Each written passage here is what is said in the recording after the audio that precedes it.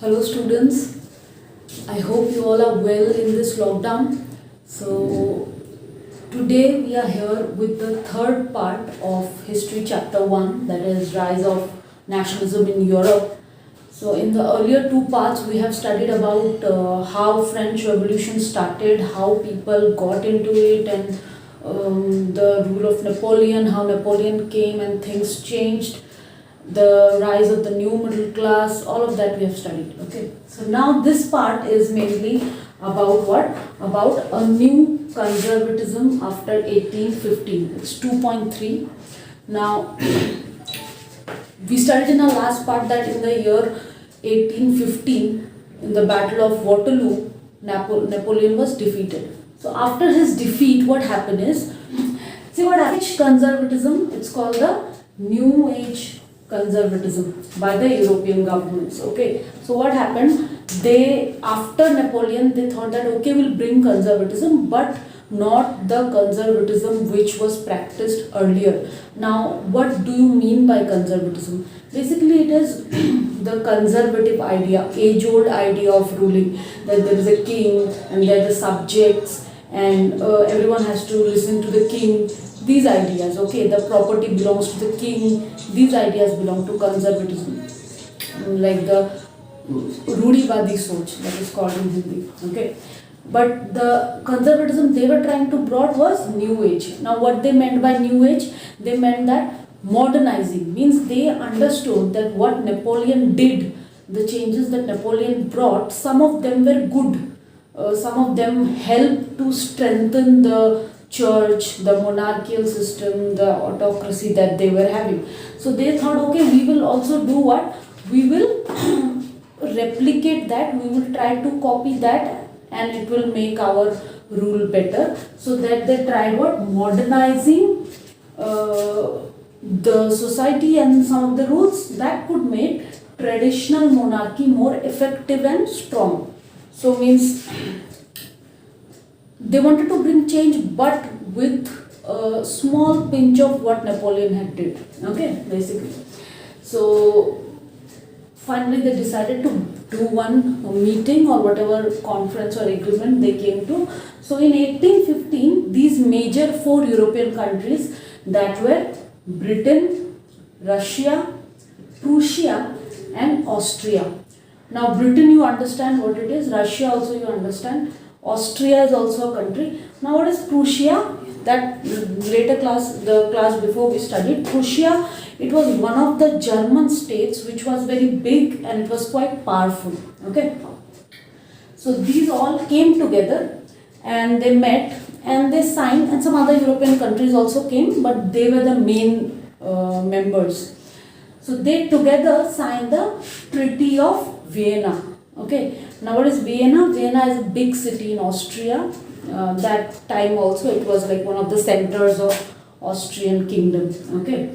So Treaty of Vienna, it is like an agreement which was signed, and that meeting was hosted by this Austrian Chancellor Duke Metternich. He was like the head of it at that time. He was one of the members of the monarchical autocratic order.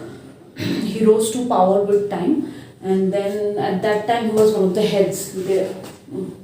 So he hosted and they came and together they had the meeting and things were decided. Now why they met, why they came for the meeting? They wanted to undo whatever was done by Napoleon. Undo means what? They were like, okay, now we have defeated Napoleon, now whatever he did, we have to change that. Means like it happens no, when like Congress has defeated BJP. For example, if Congress defeats BJP or BJP defeats Congress, now when they will come in power, they will be like, okay, now उन्होंने जो भी किया था वो सब कुछ change करो, because they don't want to keep that memory of the last ruler in the minds of the people. That's why they want to remove everything. Okay, so that's why they came. Now this treaty or agreement was very important. There are many treaties of Vienna with name as in Treaty of Vienna signed in different years, but especially this year one was done to change the things which were done by Napoleon, okay, earlier. Now, what were the changes, major changes done during the Treaty of Vienna? These are the important changes, okay. These I've pointed it down. So, first is the Bourbon dynasty was restored. The Bourbon dynasty, which used to rule earlier, means in France and the nearby areas, that was restored to power. Restored to power means brought back to power. फिर से लाया गया उसको, okay. Bourbon dynasty. Number 2, France lost territories annexed under Napoleon. Napoleon occupied some areas around France, okay. Now that there is no more, Napoleon is not there anymore and things are changing, so they had to release all that area. They could not, France no more could have rule over those areas, okay. Third one was the Kingdom of Netherlands, including Belgium, was set up in the north of France. So what happened, they were making some territories along the border of France, so that in future also France cannot extend their territory, okay. So they were making some big countries or kingdoms just at the border of France. So one of them in the northern side was the Kingdom of Netherlands, which is now we know as Netherlands, okay. So the Kingdom of Netherlands, and that time Belgium was part of it. Now Belgium is a separate country, but that time Belgium was a part of it, okay. Then Genoa, another territory area, was added to Piedmont in the south, to the south of France. Then Prussia was given important territories to its west. Prussia was towards the east of France. So towards the west of Prussia, some important territories were given to it, okay, which earlier had Napoleon overtaken. Then Austria was given control of northern Italy. That was another change. Austria was given that, okay, north part of Italy, you take in charge, okay. But no changes were made to the German Confederation of the 39 states. Whatever Napoleon did by grouping 39 states and making it like Germany, in that time there was no Germany, there's a confederation of German states, like a group of German states. No changes were made to that, okay. It was kept as Napoleon did it. Russia was given part of Poland. Some parts of Poland, Russia was given. The Kingdom of Russia, Russian Empire had that area, okay. Now Poland is a separate country, obviously we all know, but it's not very far from the border, Russian border now. Prussia was given a portion of Saxony. Prussia was also given a very actually important part of Saxony, that part, okay. Refer to the map. Now this all happened, changes happened. Now what were the problems which happened due to this change, or due to the Treaty of Vienna, or the return of conservatism? So what happened was, it was autocratic regime. Though they decided that no, we will do like, we will bring some modernization and we will change things and all, but still they were very autocratic in nature. Autocratic means they were like, we have the power and we will use it in whatever way we like, okay. And they did not tolerate criticism, means you cannot criticize them. Like if you are someone living in any of these territories, you cannot tell the ruler that, oh, you are doing this wrong, or maybe you should do it like that. You have no chance of saying anything like that, okay. So no criticism, no dissent. Dissent means when you don't agree to something, that is called your dissent. But for example, if you don't agree to something here in this case, and you are living somewhere here, you cannot say, or if you say also, it doesn't matter.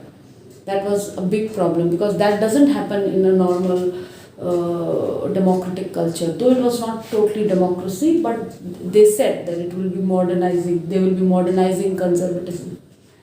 And you cannot question on the legitimacy of the government.